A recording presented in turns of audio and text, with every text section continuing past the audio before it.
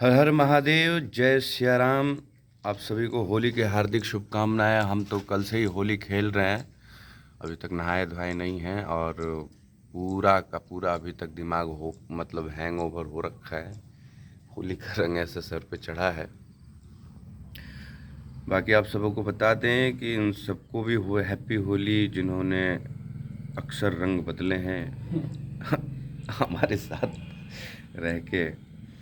उनको भी हैप्पी होली जो आज हमारे साथ हैं, और उनको भी हैप्पी होली जो आने वाले कल के समय में भी अपना रंग बदलेंगे। क्योंकि भैया देखो, जीवन तो अकेला ही इंसान जीता है, रंग बदलने वाले आते हैं, कहानी बना के जाते हैं। यही सच्चाई है। देखिए क्या लगा है हमारे इस पे, पता ही लग गया था।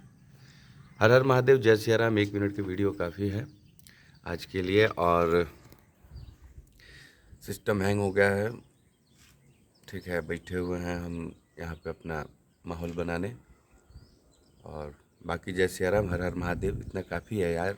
क्या बोले, कोई टॉपिक नहीं है आज का। है हैप्पी होली बस।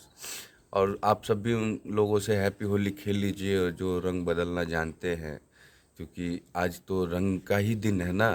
क्या हो, आज तो रंग का ही दिन है। बदलने वालों से मिलिए ना, तहर निखा बुर्बक हैं हम तारस में नहीं तिर पूछा तनी। होली का ही दिन है तो रंग बदलने वालों से भी होली खेलिए आज। हर हर महादेव।